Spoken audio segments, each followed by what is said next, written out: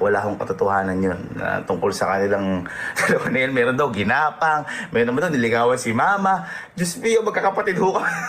Magkakapatid ho kami dito. Wala po katotohanan yun. Mabait po na bata si Kojak. Okay, so tapos na po tayo doon. Wala po tayong mga pages doon. Okay, bakit po nawala si Kojak? Hindi po totoo na si Kojak po yung umalis. Ako po ang nagpaalis kay Kojak. The reason why po is ganito. Actually, wala naman po talagang issue na malala. Kumbaga, kung bakit wala po dito si Kojak ngayon is yun po yung alam namin na tama.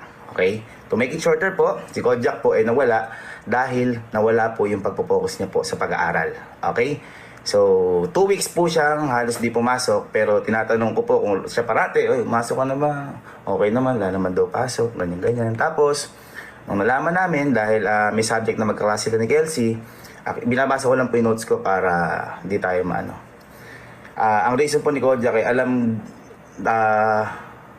ko kasi daw po na ata na in-enroll niya pero may 3 subject siyang na-enroll. So kumbaga, hindi niya napasukan talaga. So, then ayun, nalaman din namin sa ibang mga teachers niya na FDA siya. Ibig sabihin, failed due absences. Okay, so syempre, may malasakit po kami kay Kojak. Kaya inaalam po namin yung bawat detalye niyan.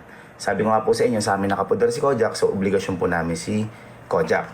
At saka lagi po namin sinasabi kahit alam kong medyo mali pakinggan na okay lang ka ako na bumagsak ka. Pero at least tinatry mo parate. Pumasok ka, ganyan. At least tinatry mo. Pero kung di ka papasok talaga, wala talaga mangyayari. So, ang ibig ko sabihin doon, kahit mali nga magpakinggan, kung hindi mo kaya sa umpisa, baka makaya mo sa pangalawa, pangatlo, at least hindi ka sumusuko. At least you try. Okay?